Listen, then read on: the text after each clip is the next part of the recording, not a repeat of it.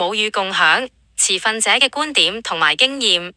喺2025年，香港母乳庫正式成立，俾媽媽一個渠道捐贈母乳。過去有唔同國家都做過關於母乳共享嘅研究。香港大學護理學院嘅團隊綜合咗唔同國家嘅研究結果，整合咗持份者嘅觀點，包括捐贈者、受贈者同埋母乳庫嘅工作人員。首先，等我哋一齊睇下捐贈者同埋受贈者對母乳共享嘅睇法啦。母乳共享嘅益處：一、媽媽喺捐贈嘅過程入面會獲得滿足感，同埋額外嘅母乳餵哺專業協助。二、捐出嚟嘅母乳會為有需要嘅寶寶嘅健康帶嚟好大益處。三、接受捐贈嘅媽媽同埋家庭心理上亦會得益，因為滿足到佢哋提供母乳嘅願望，減少佢哋嘅壓力。媽媽參與母乳共享嘅動機：媽媽捐贈母乳嘅動機包括：一、避免浪費過剩母乳；二、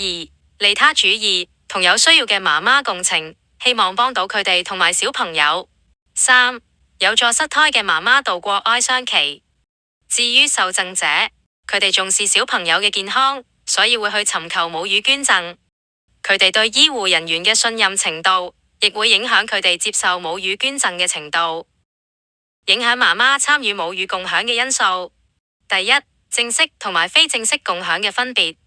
第二，外在因素，包括醫護人員對正式捐贈嘅資訊、態度同埋認識；家庭成員同埋親屬嘅態度；社區價值觀同埋宗教信仰。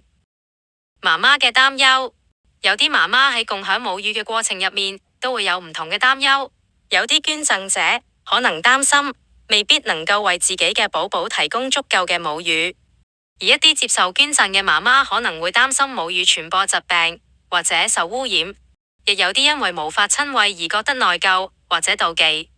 有啲就擔心同寶寶嘅親密關係會受影響，擔心捐贈者嘅特質會透過母乳傳俾寶寶。媽媽面對嘅挑戰：無論係捐贈定係受贈嘅媽媽，都需要投放時間、金錢同埋往返母乳庫捐贈或者拎母乳。捐贈者需要投入心力，包括做身體檢查、測試、泵奶同埋維持無菌狀態。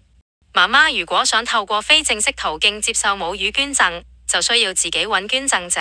要揾到合適嘅捐贈者都係一個挑戰。聽完媽媽嘅觀點，我哋依家一齊睇下母乳庫工作人員嘅經驗啦。工作人員曾經遇到嘅挑戰包括欠缺諮詢、營運嘅挑戰，同埋新冠疫情期間嘅安全問題。咁有咩方法可以促進母乳共享呢？以下係一啲建議：建立更多母乳庫，培訓醫護人員，教育媽媽、家庭同埋社區，俾失胎媽媽選擇捐贈，做社區推廣，提高對母乳共享嘅認識，同社區持份者討論點樣應對文化禁忌同埋個人對母乳共享覺得唔舒服嘅感覺，向捐贈者提供報酬。不過留意呢個提議具爭議性。共享母乳可以幫到好多有需要嘅寶寶同埋佢哋嘅家庭。喺呢度，我哋呼籲母乳媽媽慷慨捐贈，支持呢個善舉。